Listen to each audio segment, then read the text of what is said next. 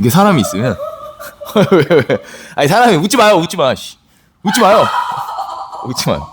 안녕하세요. 어유준입니다. 오랜만에 강의 영상으로 돌아왔는데 오늘 얘기할 주제는 TCCC입니다. TCCC. TCCC가 뭐냐? 기본적으로 얘기하는 것은 Tactical Combat Casualty Care. 전술적 전투 환자 처치. 이렇게 하시면 됩니다. 이 TCCC를 행하는 데에는 일반 의학과 다른 게 있습니다. 차이점 뭐냐? 바로 전술적 전투가 들어간다. 말씀드리면 지금 건파이팅이 일어나고 있는 상황에서 거기서 발생한 사상자를 어떻게 처치할 것인가? 이거에 대한 이야기입니다. 이 TCCC는 세 가지의 목적을 가져갑니다. 기본적으로 사상자 처치, 추가 부상자 방지, 임무 달성. 이거 왜 할 것 같아요? 중요하니까. 맞습니다. 중요하니까 하는데 이 세 가지 목적을 가져가는 이유는 결국에 사상자를 처치하면서 추가 부상자를 방지를 해야 화력의 우세를 가져갈 수 있습니다. 교전이 발생하고 있는 상황에서의 환자 처치잖아요. 한 명이 다치면 이미 총을 쏠 수 있는 사람 한 명을 잃었다라고 볼 수 있죠. 근데 거기서 또 환자가 발생하면 또 총을 쏠 수 있는 사람을 잃는 거예요. 전투에서는 이 화력의 우세를 가져가는 게 정말 중요한데 이 화력의 우세를 잃을 수 있다. 화력의 우세를 잃는다는 것은 곧 죽음으로 직결된다 라고 생각하실 수 있습니다. 그래서 이 추가 부상자 방지가 들어가는 겁니다. 또 중요한 거는 결국에 군인들은 거기에 투입이 되는 이유가 분명히 있을 거잖아요.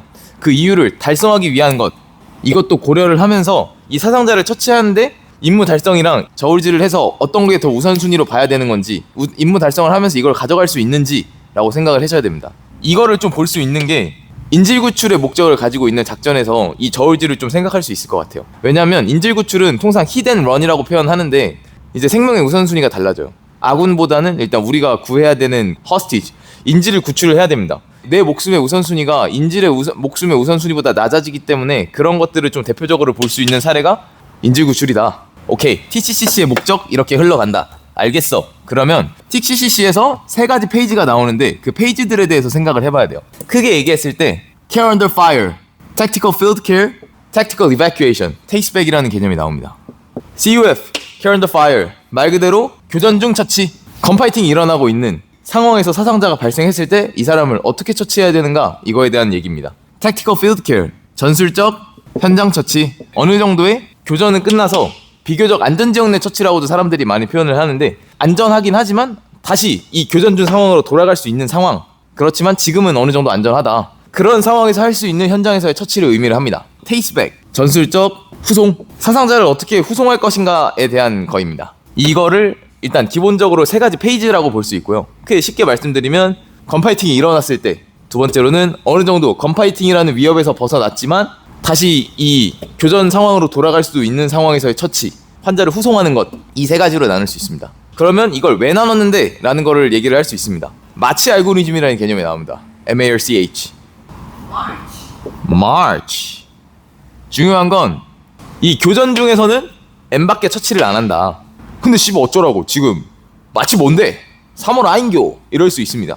일단 마치부터 설명을 드리면 Massive Hemorrhage, 대량 출혈입니다. A, Airway, 기도. R이 Respiration, 호흡.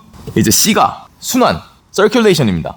그리고 H가 Hypothermia, 저체온증이랑 Head Injury, 머리 부상이 같이 있었는데 한 번 더 확인해봐야 알겠지만 TCCC 가이드라인 2026년 거 개정된 걸 봤을 때 TBI, 외상성 뇌손상은 이제 PCC랑 후송해서 처치한다라고 빠졌거든요. 그래서 오늘은 저체온증만 다루기로 하겠습니다. 이 순서는 교리를 얘기할 때 말씀드렸던 그 통계에 의한 과학이에요. 이제 미군들이 아프간을 가고 막 그런 GWOT를 갔을 때 이 사상자의 수가 나오는 거예요. 일단 처음에 갈라치기를 하죠. 확실하게 뒤진 것 같은 새끼, 처치를 안 해도 살 수 있는 놈, 처치를 해야만 살 수 있는 놈, 이렇게 세 가지가 나옵니다. 그 세 가지 중에서 처치를 해야만 살 수 있는 놈 중에서 처치를 안 해서 죽은 사람들을 보면은 결국에 1순위가 대량 출혈이었습니다. 압도적으로 많았어요. 90%를 넘겼고, 그 다음이 기도 폐쇄를 의미하죠. 한마디로 기도가 막힌 거예요. 호흡, 이 호흡은 정확히 말하면 기흉을 얘기합니다. 그 중에서도 긴장성 기흉을 얘기를 합니다. 순환은 쇼크거든요. 쇼크라 함은 조직 관료의 대사가 일어나지 않는 거예요. 이걸 더 어떻게 쉽게 설명을 하냐면 몸에 어떠한 문제가 있어서 혈류가 제대로 몸의 곳곳에 안 도는 거예요. 그러면 산소 전달이 안 되잖아요. 그렇게 되면은 죽음에 다가갈 수 있죠. 그리고 이 MAR, 이 세 가지가 쇼크를 일으키는, 순환을 방해하는 가장 큰 이유다. 이 세 가지 때문에 일어나는 쇼크를 방지한다. 이렇게 생각하시면 됩니다. 저체온증, 이 개념으로 들어갑니다. 이거에 대해서 하나하나 풀어서 설명드리기 전에 왜 이거를 교전중 처치에는 대량 출혈만 처치를 하냐 라는 거에 대해서 얘기를 하고 싶습니다.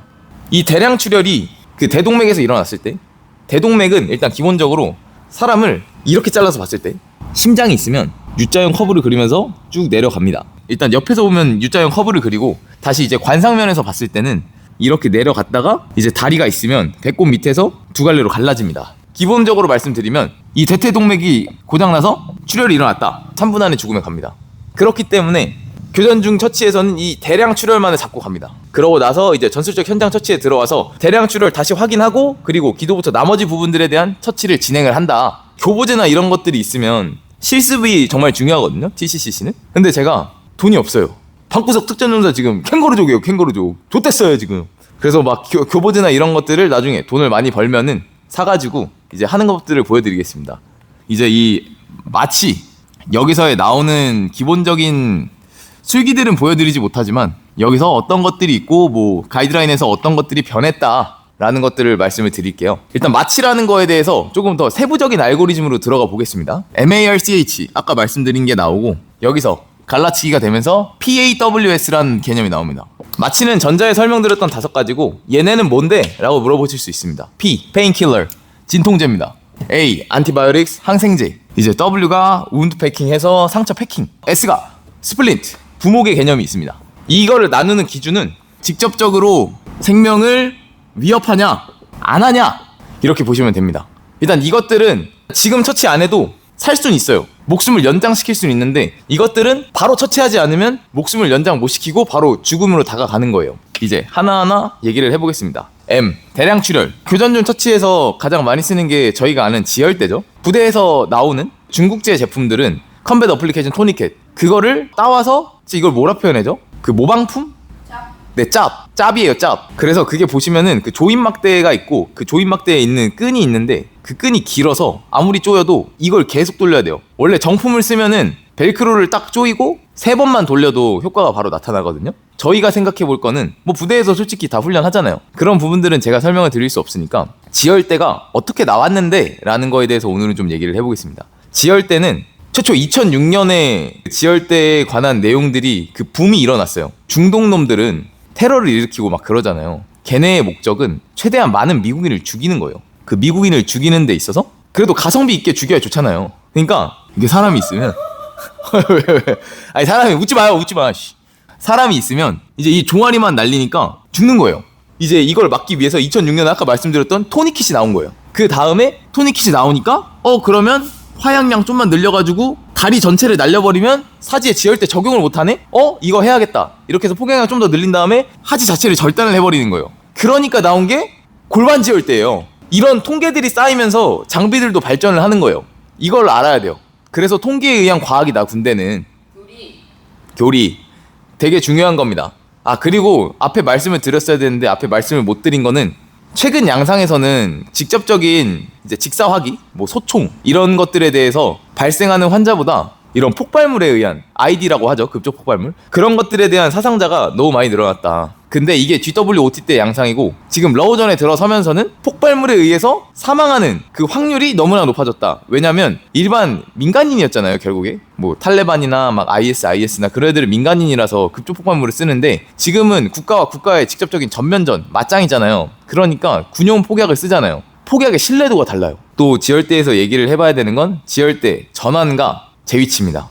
최근에 TCCC 2026 가이드라인에서 바뀌었던 것 중에 하나가 지혈대를 적용하고 나서 풀 수 있는 게 2시간 뒤에 한 번, 6시간 뒤에 한 번 풀어보는 시도를 할 수 있었거든요. 그런데 최근에 바뀐 거는 2시간이 지났으면 그 TCCC도 처치를 제공할 수 있는 그 등급을 나누는데 거기서 1단계, 2단계 All Service Member ASM이랑 두 번째 컴뱃 라이브 세이버 이 두 명은 지혈대를 적용한 지 2시간이 지났으면 절대 푸는 시도를 하지 않는다. 그 사상자를 풀 수 있는 건 상급 의료 레벨을 줄 수 있는 사람이 왔거나 아니면 상급 의료 체계를 후송을 보내고 그 상급 의료 체계에서 할 수 있는 것, 그렇게 바뀌었습니다. 이제 A, 에어웨이로 들어가겠습니다. 기도입니다. 기도 폐쇄. 여기서 중요한 게 나와요. 제가 예비군 가서 느꼈던 건데 거기서 MPA에 대한 강조가 나오더라고요. 네, 코인도 기도기. 이게 빠졌어요. 근데 이게 빠진 지 좀 됐거든요.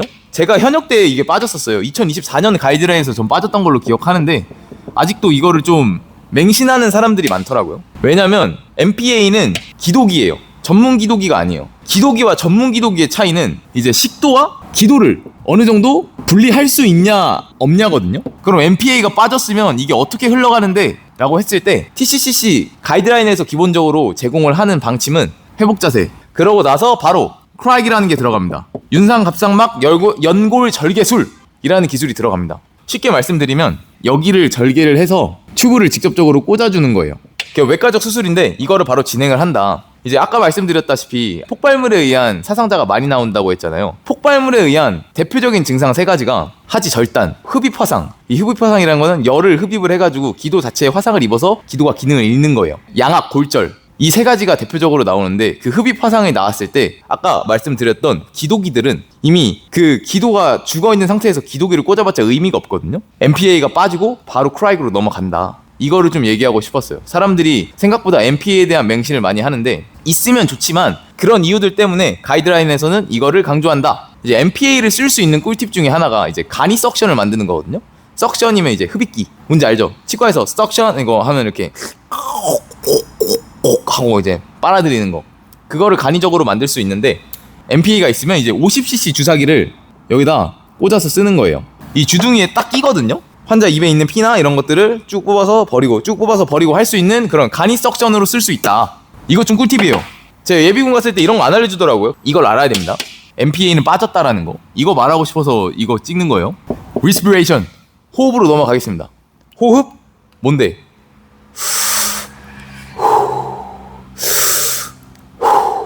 이거죠.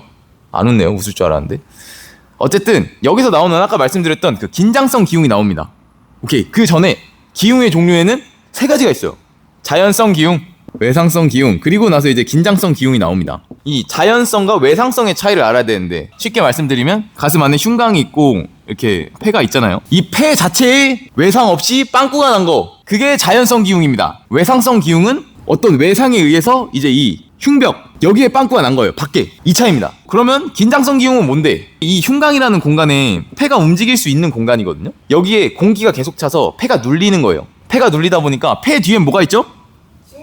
심장! 종격동이랑 공간이 분리돼서 심장이 있는데 이 흉곽이 계속 바람이 차니까 어떻게 돼요? 심장이 눌리겠죠? 근데 아까 뭐라 그랬어요? 심장 뒤에는 U자형 커브를 그리는 큰 대동맥이 있어요. 얘가 눌리는 거예요. 눌려. 기능을 못해. 그럼 어떻게 되죠? 피가 안 흐르죠. 피가 안 통해. 쇼크에 빠지는 거예요. 쇼크에. 에브리데이 샥 빠져버리는 거예요. 그래서 공기를 외부로 빼줄 수 있는 행위를 해줘야 돼요. 긴장성 기흉으로 갔을 때. 제가 부대에서까지 교육을 받았을 때는 체스트C를 사용을 해라 라는 얘기가 많은데 이제 긴장성 기흉으로 넘어갔을 때 체스트C를 사용해버리면 이 사상자한테 공기가 빠져나갈 수 없는 길을 만들어요. 그리고 이제 체스트C이 그냥 어떻게 보면 큰 스티커인데 2가지 종류가 또 있거든요. 그냥 일반적인 다 막힌 체스트C이 있고 스티커가 여기는 끈끈인데 여기는 아무것도 없어요. 그래서 붙이면은 살짝 떠 있잖아요. 공기가 빠져나갈 수 있게 긴장성 기흉에서 더 악화되는 걸 방지하는 느낌으로 사용을 하는데 이게 피가 나잖아요. 어쨌든 외상이니까 그 피 때문에 여기가 막혀버리는 거예요. 그러면 얘랑 똑같은 거예요. 이제 의미가 없다. 그런 얘기들도 나오고 그거에 대해서 반대하는 사람들의 얘기는 그래도 외상이고 안에 정확히 어떤 일이 일어나는지 모르는데 출혈도 일어나고 그거에 대한 패킹은 해야 되지 않냐 라는 걸로 둘이 싸우고 있다고 해요. 이 정도만 아시면 되고요. 이 흉곽에 찬 공기를 빼야 되잖아요. 여기서 쓰는 게 니들 디컴프레션, NDC, 바늘 감압술입니다. 이거를 대체할 때 쓰는 게 핑거 도어. 정확히 하면 핑거 도어 커스텀인데 줄여서 핑거 도어라고 불러요. 이 2가지를 쓴다. 가이드라인에서 지침을 하는 거는 사람을 봤을 때 이제 앞겨드랑이 선 이쪽이랑 쇄골 중앙선 이쪽 기준 이 라인 중에 둘 중 하나를 정해서 찔러라 라고 얘기를 합니다. 그래서 바늘감압술 관련해서 바늘감압술 길이에 관한 논문이라고 구글에 딱 치면은 영어 논문도 나오고 한국 논문도 나오는데 중요한 거는 일반적인 성인의 대흉근의 두께가 5.3cm입니다. 그거보다 길어야 흉곽에 도달할 수 있잖아요. 기본적으로 나오는 게 14게이지보다 두꺼워야 돼요. 14게이지 제 기억에 3.25인치였나? 8cm입니다. 이거를 넘어서야 돼요. 그래서 NAR에서 나오는 제품 중에서 14게이지짜리랑 10게이지짜리가 있는데 이 10게이지짜리가 좀 더 군형이 크고 바늘 자체가 튼튼하기 때문에 이 10게이지짜리 쓰는 거를 추천을 한다. 길이는 동일합니다. 3.25인치였던 걸로 기억을 합니다. 제가 이걸 시도를 합니다. NDC 2번 실패했어? 그러면 기본적으로 제시하는 게 핑거 도어 커스터미를 해야 된다. 말 그대로 바늘이 없기 때문에 이 흉강에 손가락을 집어서 비튼 다음에 빼서 이 바람을 직접적으로 빼는 거다. 이 두 가지 술기를 기본적으로 사용한다 라고 아시면 됩니다. 이제 C 순환입니다. 쇼크죠? 아까 말씀드렸다시피 조직 관료의 대사가 일어나지 않는 거잖아요. 이 세 가지가 가장 큰 원인이고 그거를 해결을 하는 거다 라고 생각을 하시면 됩니다. 그러면 이때 어떻게 해야 돼? 여기서 수혈이라는 개념이 나옵니다. 현재 TCCC 가이드라인에서는 막 락테이트 링거나 그런 뭐 기본적으로 저희가 아는 수액들 그것들은 그 산소 전달 능력이 없어요. 근데 수혈은 피 자체니까 산소 전달 능력이 있잖아요. 그렇기 때문이기도 하고 이렇게 혈관이 있어요. 세포들이 있겠죠. 수혈을 하면 이 혈관에 들어갔을 때 혈관에 100% 남습니다. 어차피 피가 들어온 거니까. 그런데 수액 그런 것들이 들어가 버리면 이게 삼투압 현상 때문에 이 혈관에서 3분의 1 정도가 빠져나간다고 저는 그렇게 배웠어요. 그냥 이것만 계속 때려 넣는다고 해서 산소 운반 능력 자체가 없으니까 의미가 없는 거예요. 피만 더 묽어지는 거죠. 적혈구가 없기 때문에 산소 전달 능력이 없는 거다 라고 생각을 하시면 돼요. 또 추가적으로 말씀을 드리고 싶은 건 피에 들어있는 게 뭐죠? 적혈구. 오, 적혈구, 백혈구, 혈소판이 있습니다. 기본적으로 생각을 하면 되는 건 적혈구는 산소를 운반한다. 백혈구는 병균과 싸우는 역할을 하죠. 그리고 혈소판, 혈액의 응고를 담당합니다. 이 정도만 알고 가시면은 좋습니다. 그리고 나서 마지막으로 저체온증에 관련된 얘기를 해보겠습니다. 체온이 떨어지면 피가 잘 안 멈춰요. 기본적으로 좀 최근에 트렌드가 바뀌었는데 죽음의 다이아몬드라고 부르는 개념이 있습니다. 출혈이 일어났어. 이 아까 말씀드렸던 혈액의 기능 중에서 이제 체온을 담당하는 역할도 있거든요. 피가 돌면서 체온을 유지하는 역할이 있는데 그게 안 되니까 피가 없으니까 저체온증이 일어나죠. 그러고 나서 여기서 산증이라는 개념이 나옵니다. 피가 부족하니까 이거를 원래 호기성 순환이라고 하거든요. 산소가 돌아서 영양분을 주는 걸. 산소가 부족하니까 막 다른 에너지를 끌어 쓰는 거예요. 그러면서 대표적으로 발생하는 게 젖산입니다. 어느 정도의 그 pH 농도가 맞춰져 있는데 농도가 맞춰진 게 무너진 거죠. 산성으로 바뀐 거죠. 그 산성들이 몸을 다 때리는 거예요. 이거 되게 안 좋은 상황으로 몸을 더 만드는 거고, 그러고 나서 저칼슘 혈증이 나옵니다. 이게 왜 일어나냐? 저칼슘 혈증이 나타나는 이유는 수혈을 하는 팩에 기본적으로 피가 붙지 말라고 시트르산이라는 게 들어있습니다.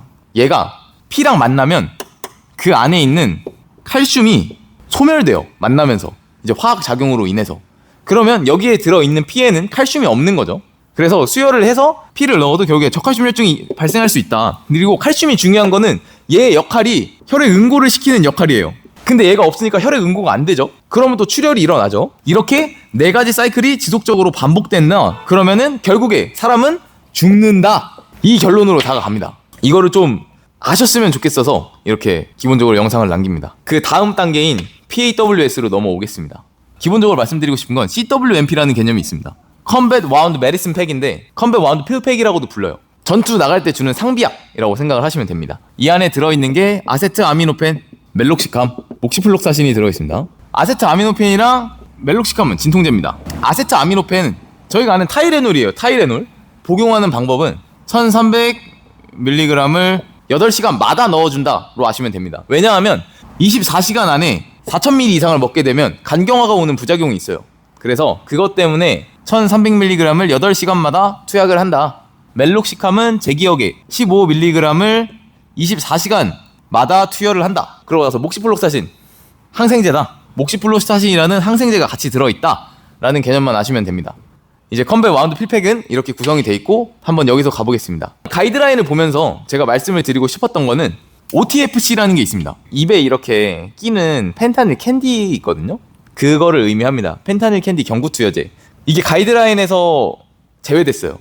아편 계열의 약물들이 가이드라인에서 빠졌다. 펜타닐 캔디가 아예 빠져버리고 바로 케타민으로 넘어간다. 케타민은 비마약성이기 때문에 그런 것 같습니다. OTFC는 결국에 아편 계열이면 마약류잖아요. 그런 부분들에 있어서 케타민을 좀 더 과감하게 쓰는 것 같다라고 저는 생각을 했습니다. 저 그저 2급 운국구조사 딸이기 때문에 만약에 이 부분에 대해서 조금 더 아시는 분들이 있으면은 언제나 댓글 달아주시면 겸허하게 받아들이고 더 배우겠습니다. 제 지식이 많이 부족하네요.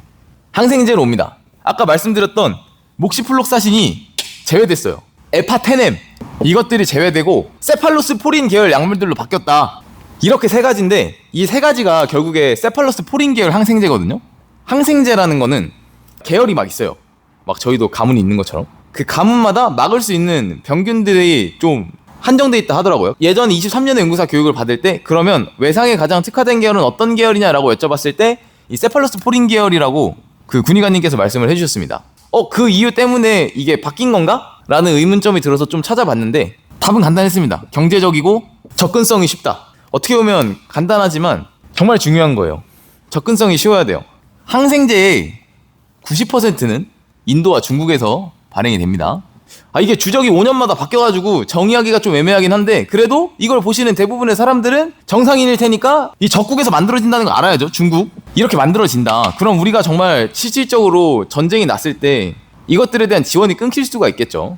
그래서 이런 것들에 대해서 어떻게 해결을 해야 될지도 고민을 해봐야 된다. 언제나 물자는 제한적일 수밖에 없다 라는 걸 아셔야 됩니다. 오늘은 이제 이 정도까지만 하고 설명을 마치겠습니다. TCCC 뭐 많이들 하지만 제가 군대에서 있었을 때는 그 최신하들이 좀 늦었어요. 할 수 있는 그 술기에 권한이 많이 없잖아요. 뭐 예를 들어서 2급 운구사는 따야 MP를 꽂을 수 있는데 그런 권한들이 없다 보니까 지휘관들한테 태클 걸리기 좋죠. 그런 것들이 좀 속상하죠. 연습만이 살 길인데 그 연습을 배제해버리니까 돈을 좀 벌고 이제 그런 교보제들이나 이런 걸 사서 이런 것들을 어떻게 행하는지 말씀을 드리겠습니다. 이상으로 마치고 영상 마무리하겠습니다. 고생하셨습니다. 어유준입니다.